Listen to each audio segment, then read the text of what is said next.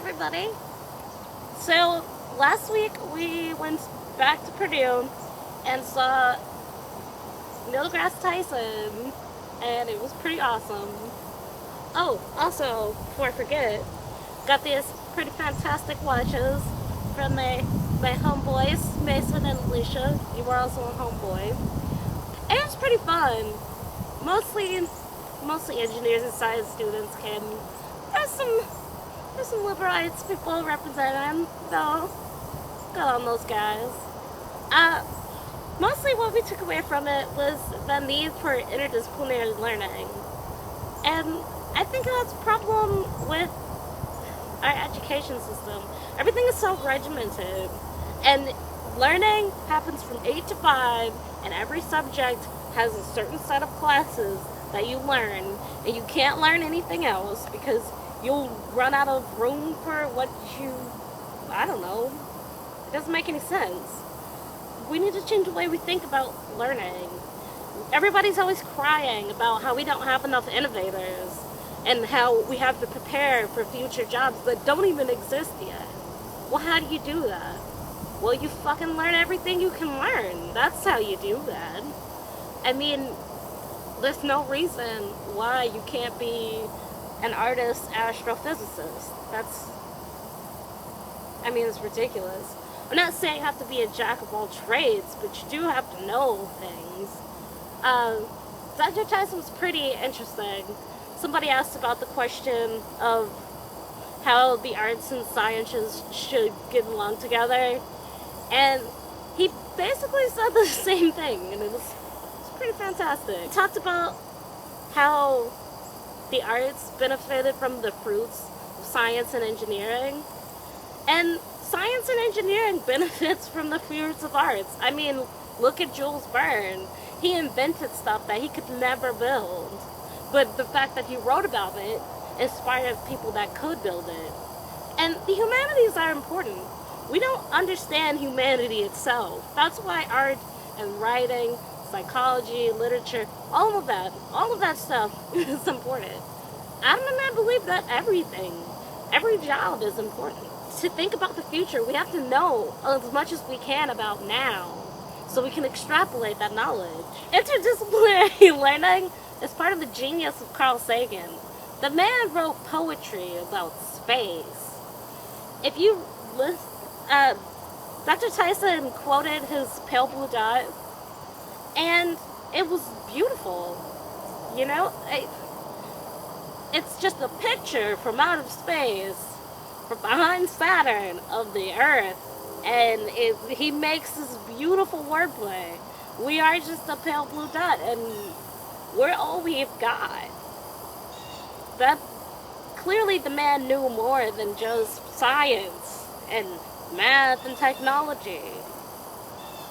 That's why we consider him to be one of the greatest thinkers of our time. It's important that you know as much as you can know.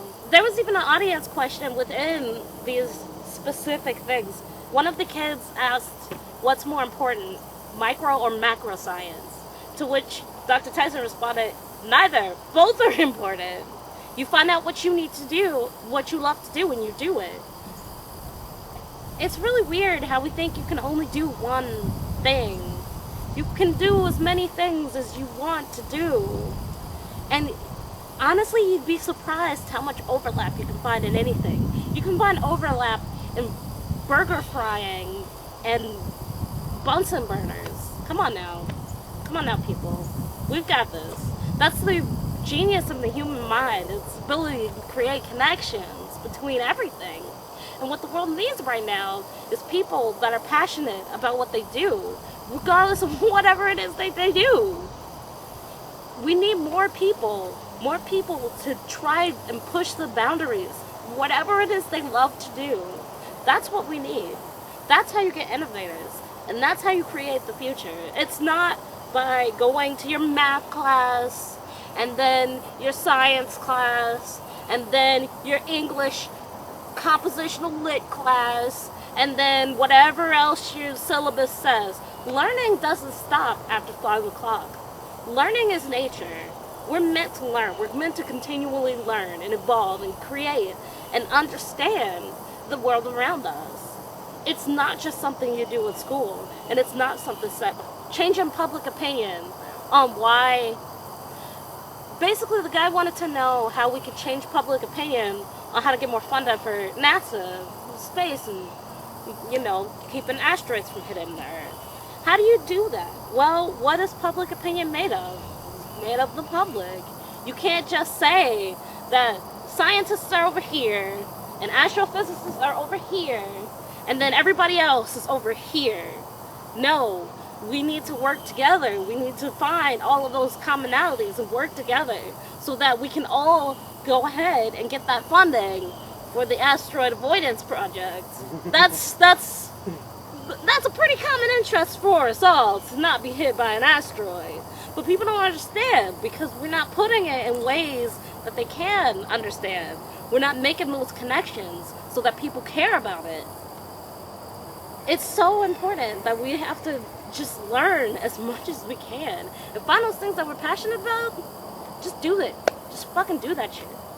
Just whatever it is, just do it. Do whatever you want to do. I'm out. Oh, here's some glamorous nature shots for your inspiration.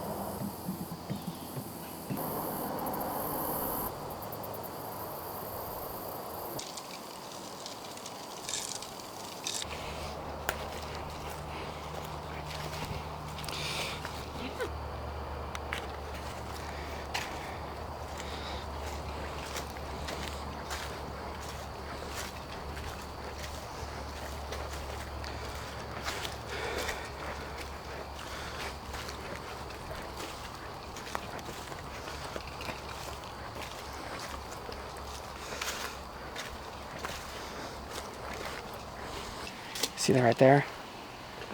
That's the wild circuit breaker. Oh my god. Yeah. It's so good to see in its natural habitat. Oh yeah, it's indigenous. Okay, just close it a little bit. Okay, be careful. Don't spook it. It might just. Okay. Oh god, you can see its lever, I think. Oh my god. It's on the southern end of it. Go to the southern end. On the south end of it, on the southern end. Okay. Don't. Make sure the shutter sounds off.